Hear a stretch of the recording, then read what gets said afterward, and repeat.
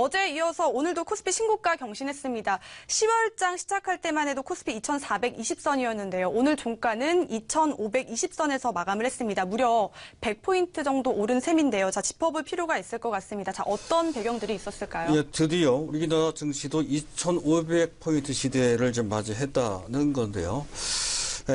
과연 이러한 지수 고공행진의 이 흐름, 이런 사상 최고치를 갱신하는 흐름이 얼마만큼 지속될 것인지, 이와 관련된 전반적인 윤곽을 좀 잡아놓을 필요가 있겠습니다. 이 부분은 사실은 계속 저도 끊임없이 한적 다뤘던 주제이죠.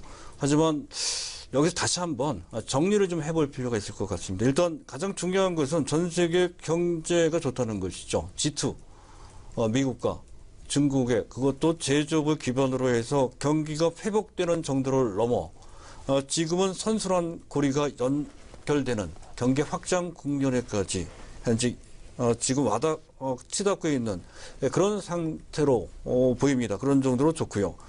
또 현재 지금 통화 기조가 지금 확장적 기조라고 봐야 되겠죠. 물론 약간의 긴축이 있습니다만은 상당히 더딘 약한 그런 긴축입니다. 그것도 미국 중심으로만 현재 진행되고 있는 상황이라는 것이죠. 여전히 전체적으로는 확장적 통화 기조 선상에 있다는 것이고, 긴축과 관련된 우려는 상당히 불식되어 있거나 시장이 어느 정도 내성을 구축한 그런 상태라는 것이죠.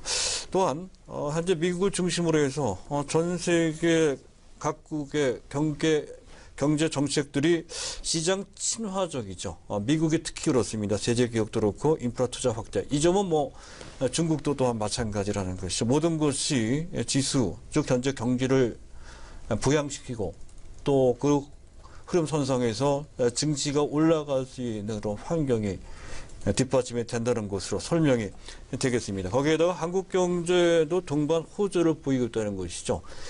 계속해서 우리 경제의 핵심이라 할 수 있는 수출이 그 경제를 이끄는, 선도하는 그런 모습이 나타나고 있다는 것이고요.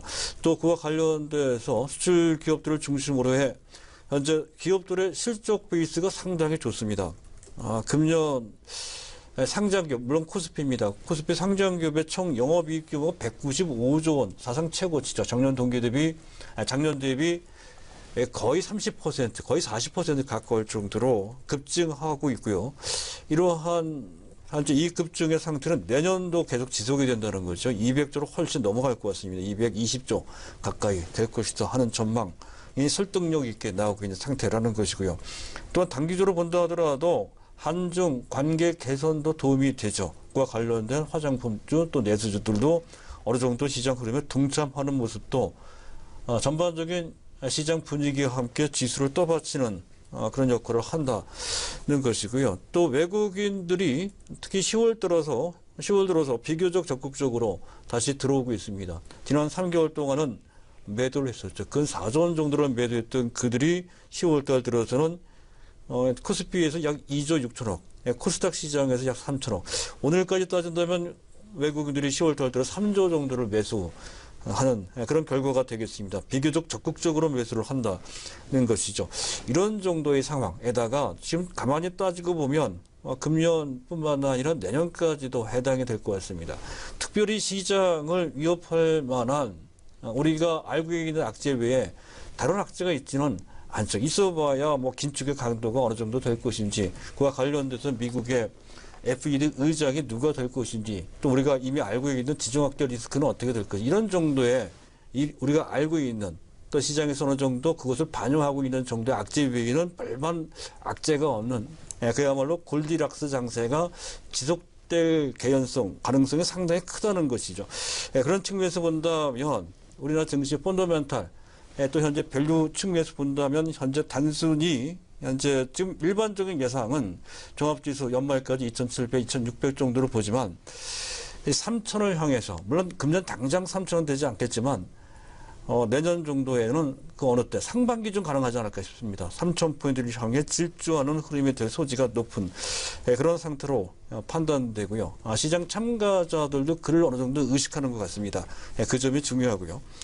또 한 가지는 그와 관련돼서 시장 반응이 그전 금년 상반기와 작년과는 조금 다릅니다. 작년과 금년 상반기까지만 하더라도 삼성전자, SK 하이닉스가 주도하면서 거의 독주 체제로 시장 분위기가 형성됐습니다만 최근 들어서는 그 IT 대형주의 독주가 어느 정도 완화되는 모습이 뚜렷하게 나타나고 있죠. 그래서 운수장비, 유통, 화학, 철강 및 최근으로 사드와 관련돼서 화장품주 및 내수주, 또 코스닥에서 보면 바이오주들도 그 흐름에 동참하는 모습이 나타나고 있다는 것에서 전체 시장 분위기를 고조시키는 데 큰 역할을 하고 있는 그런 상태라는 것이고요.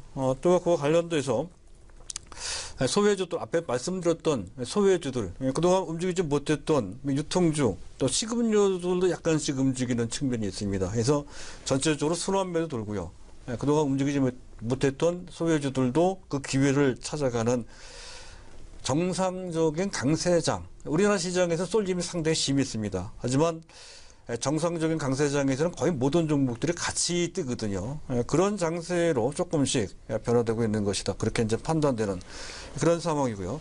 또 가만히 보면 이런 특징도 좀 있습니다. 특히 코스닥에서 나타나는 그런 현상인데요. 최근 일부 상당히 인기 있는 섹터, 가장 인기 있는 섹터는 바이오 섹터라고 할 수가 있습니다. 일부 저가권에 있는 화장품주들도 그에 해당되기도 합니다. 그런 종목들이 이상급등하는 것을 우리가 볼 수가 있습니다. 앱클론 같은 종목들이 대표적인 케이스죠. 자, 이들의 실적은 아직까지 검증이 전혀 안 돼 있는 성장성만 기대되는 실적은 아직 검증이 안 된 그런 종목들이 크게 급등하고 있음을 알 수가 있습니다. 자, 이러한 모습은 2014년, 2015년 당시 종목 정세가 아주 활발할 때 나타났던 모습과 상당히 닮아 있다는 것이죠. 그 당시 엔저가 진행이 되면서 대형주들은 잘 가지 못하고 그 대신 성장주들이 크게 득세했던 그런 상황 속에서 그런 와중 속에서도 이러한 한제 성장성만 있는 그런 종목들, 특히 인기 종목들이 크게 올라가는, 급등하는 모양이 당시에 펼쳐졌고요. 그것이 지금 다시 시장 분위기가 좋아지는 것을 배경으로 해서 다시 득세하는 그런 흐름이 재현되고 있는 그런 상태라는 것인데, 그만큼 부정적인 측면, 약간 위험한 측면도 있지만 시장 전반적인 상황이 나쁘지 않다. 개인들의 투자 심리도 크게 회복되고 있다는 것을 보여준다는 측면에서 일단 긍정적인 측면이 있고요. 다만 투기적인 시세 흐름이 어느 정도 가미되어 있는 대상이므로 무턱대고 묻지마식으로 그들 종목들을 고점에서 직격해서 매매하는 것은 상당히 위험할 수 있으며 가급적이면 트레이딩 관점으로 접근하실 필요가 있다 하는 정도로 정리해서 말씀드릴 수 있겠습니다.